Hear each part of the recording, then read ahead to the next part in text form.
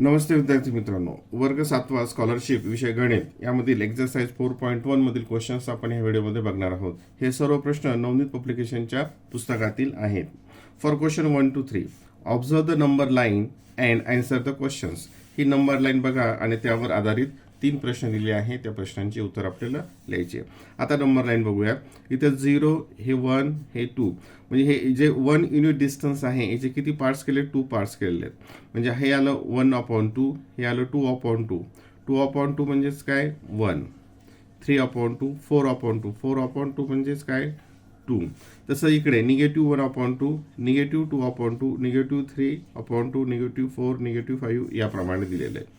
आणि ही नंबर लाईनची right side आहे, ही नंबर लाईनची लेफ्ट साईड आहे.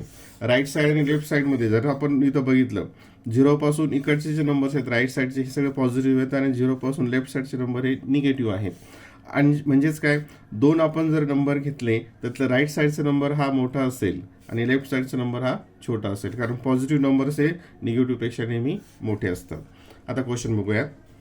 What is the distance between the point C and H. आता सी आणि एच, हे सी आणि हा एच पॉईंट इथे, याच्यातलं डिस्टन्स किती आहे ते आपल्याला बघायचं आहे. आता हे जे डिस्टन्स आहे हे किती आहे? 1/2 आहे. जसं इथं आपण पाहिलं हे डिस्टन्स 1/2. मग आता टोटल बघूयात. 1 2 3 4 5 6 7 8 9 10 किती आलं ते? 10/2. आणि 10/2 म्हणजेच काय? 5.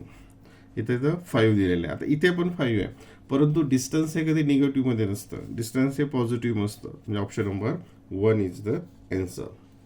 Question number 2. Which of the following is the correct pair showing the comparison of the numbers. याच्यामध्ये करेक्ट पेअर कोणती आहे? आता negative 3/2 is greater than negative 1/2. आता इथं नंबर लाईनचा वापर केला आणि आपण नाही केला तरी आपण सहज सांगू शकतो की निगेटिव्ह 3 आणि निगेटिव्ह 2 मध्ये ही निगेटिव्ह 3 लेफ्ट साईडला आहे आणि ही राईट साईडला आहे. मग याच्यामध्ये जी राईट साईडची असते ती मोठी असते.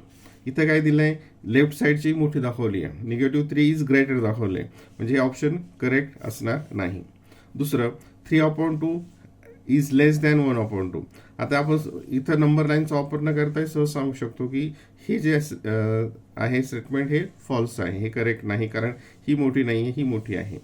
इथं पण जर बघितलं नंबर लाईन हे 3/2 आणि हे 1/2, ही राईट साईडला आहे, ही लेफ्ट साईडला आहे. लेफ्ट जसं आपण इकडे जातो तसं नंबर लहान होत जातात, म्हणजे ही याच्यापेक्षा लहान आहे. Negative 3/2 is less than negative 1/2. आता ही याच्यापेक्षा लेस आहे. Option number 3 is the right answer. Question number 3. What is the difference between the length of the greatest and the smallest segment given below. Difference between याच्यातल्या greatest आणि smallest याच्यातला फरक आपल्याला काढायचा. ही नंबर लाईन इथे परत घेतली. आता याच्यामधून ग्रेटेस्ट कोणती आणि स्मॉलेस्ट कोणती ते आपण बघूयात. आता सी जी किती येते ते डिस्टन्स? 1 2 3 4 5 6 7 8 9 किती आलं? हे 9/2. ठीक आहे. नंतर पी ए 1 2 3 4 5 हे आलं 5/2. नंतर डी एफ हे 1 2 याला 2/2. एच आणि हे बी इथे याला 1 2 3 4 5 6 7 8 याला 8/2. ठीक आहे. आणि आता आपल्याला ग्रेटेस्ट आणि स्मॉलेस्ट यांचा काय करायचं आहे? डिफरन्स काढायचा आहे. आता यातली ग्रेटेस्ट कोणती आहे? ही. स्मॉलेस्ट कोणती आहे? ही. आणि यांचा डिफरन्स म्हणजे यांचं सबट्रॅक्शन आपल्याला करावं लागेल. 9/2 - 2/2 equals to 9 - 2 7/2. 7/2. Option number 2 is the answer. Question number 4 बघा. For question 4 and 5 observe the number line and answer the questions. 4 आणि 5 साठी ही नंबर लाईन आहे. आता नंबर लाईन थोडी काळजीपूर्वक बघूयात.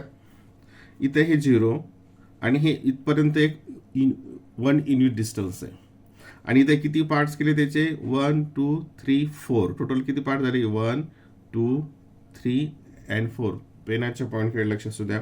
म्हणजे हा जो नंबर पॉईंट आहे हा 1/4 आहे, हा जो आहे हा 2/4 आहे, हा 3/4 आणि हा 4/4 म्हणजेच 1, म्हणजे हा 5/4, 6/4, 7/4, 8/4 याप्रमाणे. नंतर इथे आता हे निगेटिव्ह होईल, निगेटिव्ह 1/4. हा बी कोणता येईल आता या ठिकाणी, निगेटिव्ह 2/4, निगेटिव्ह 3, निगेटिव्ह 4/4 म्हणजेच निगेटिव्ह 1 याप्रमाणे. आता इथं बघूयात, which of the following statements is false. कोणतं स्टेटमेंट हे फॉल्स आहे. Segment A B congruent segment B C. A B आणि बी सी कॉन्ग्रंट आहेत. आता ए बी किती आहे बघूयात. ए आणि बी हे 1 2 3 4 5 हे किती आहे 5/2. आणि बी सी 1 2 3 4 5 हे पण आहे 5/2. तर हे सेगमेंट काय स्टेटमेंट काय होईल, ट्रू होईल. आपल्याला कोणतं पाहिजे, फॉल्स पाहिजे. नंतर दुसरं बी सी, आत्ताच पाहिलं आपण 1 2 3 4 5 हे आलं 5/2, सॉरी 5/4. नंतर सी डी 1 2 3 4 5 हे पण 5/4. ठीक आहे. आता इथं हे म्हणजे हे पण काय झालं, हे ट्रू झालं. नंतर ए सी, ए आणि सी बघूयात 1 2 3 4 5 6 7 8 9 10 हे आलं 10/4. आणि बी डी, बी हे 1 2 3 4 5 6 7 8 9 10 हे पण आलं 10/4. म्हणजे हे पण ट्रू झालं. आपल्याला फॉल्स पाहिजे, म्हणजे हे फॉल्स असेल तर चेक करूयात. ए पी, ए आणि पी 1 2 3 4 5 6 7 7/4. आणि पी डी 1 2 3 4 5 6 7 8 हे आलं 8/4. म्हणजे हे कॉन्ग्रंट होत नाही, हे फॉल्स आहे. Option number 4.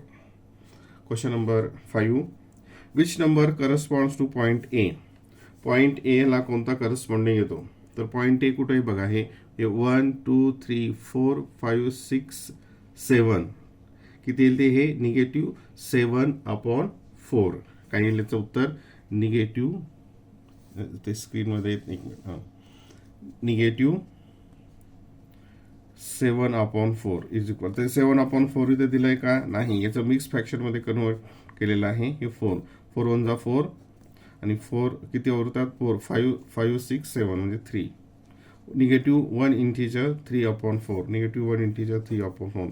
ऑप्शन नंबर 2 त्याचं आन्सर असेल. क्वेश्चन नंबर 6 साठी इथं नंबर लाईन आहे. अगोदर नंबर लाईन आपण समजून घेऊयात. फॉर क्वेश्चन 6 to 8, 6 7 8 साठी observe the number line and answer the questions. आता नंबर लाईन बघा आणि त्या प्रश्नांची उत्तर आपल्याला खालची द्यायची आहे. आता इथं नंबर लाईन बघत असताना हे जे 1 युनिट डिस्टन्स आहे, इथून सुरुवात झालं 0, हे 1 आणि हे 2, याचे किती पार्ट्स केले ते आपण अगोदर बघूयात. हे 1 2 3 4 पार्ट्स आहेत.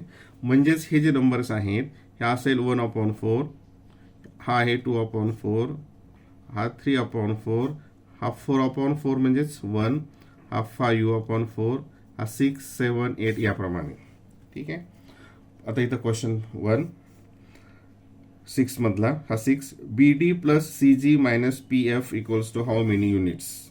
आता बी डी कुठे, बी डी बघा, हे बी डी इथून स्टार्ट झालं, हे 1 1 2 म्हणजे किती आलं, हे बी डी इथंच लिहूयात 2/4 प्लस.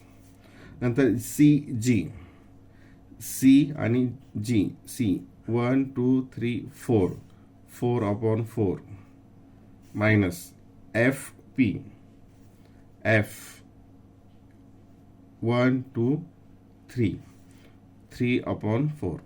ठीक आहे.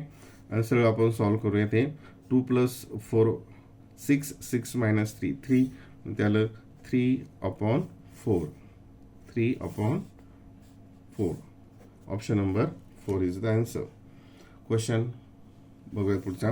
What is the distance between point C and H. C आणि एच मध्ये किती डिफरन्स आहे. आता बघा इथे परत सी पासून एच पर्यंत मोजा. सी 1 2 3 4 5 किती आलं ते 5/4. तर 5/4 इथे आहे का, नाही. याला ह्या रॅशनल नंबरला डेसिमल फ्रॅक्शनमध्ये कन्वर्ट केलेलं आहे. आपण हे कन्वर्ट याला 4ने 5ला डिवाइड करूयात. 4 1 जा 4, द रिमाइंडर 1 उरेल. 1 वर 0 घेतलं, 4 2 जा 10, 4 2 जा 8, इथं 2, इथं 20 होईल आणि 4 5 जा 1.25. 1.25 option number 1. Question number 8. What is the sum of the lengths of the greatest and the smallest segment given below? याच्यातले ग्रेटेस्ट आणि स्मॉलेस्टची सम. मागच्या उदाहरणामध्ये काय विचारलं होतं? डिफरन्स. याच्यामध्ये विचारलंय सम, म्हणजे सोपं आहे. आता सी बी, ही सी बी. आता इथं मी खाली लिहितो सध्या, कदाचित ते स्क्रीनमध्ये तुम्हाला दिसणार नाही, पण आपल्याला वरची नंबर लाईन पण दिसायला पाहिजे मोजण्यासाठी. सी बी बघा, सी बी हे किती आलं? 1/4. इथं पहिली जे आहे ही 1/4 आहे. नंतर ई बी, ई आणि बी 1 2 3, ही 3/4 आहे. नंतर ई क्यू, ई आणि क्यू 1 2 3 4 5, ही 5/4 आहे. आणि क्यू जी, क्यू जी हे 1 2 3, ती 3/4 आहे. आणि आता काय करायचं आपल्याला? याच्यातलं ग्रेटेस्ट आणि स्मॉलेस्टची सम करायची, ॲडिशन करायची. ग्रेटेस्ट कोणती आहे? 5/4 आणि स्मॉलेस्ट आहे 1/4. म्हणजे किती येईल? 6/4. तुम्ही सहज करू शकता. 1/4 प्लस 5/4 इक्वल्स टू 6/4. इथे नाही आहे, याला स्मॉल केलं 3/2. आणि 3/2 म्हणजेच काय? मग हे 1 2 1 जा 2, 1 रिमाइंडर 0 घेतला, 2 5 जा 10, 1.5. 1.5 ऑप्शन नंबर 3 हे त्याचा आन्सर असेल.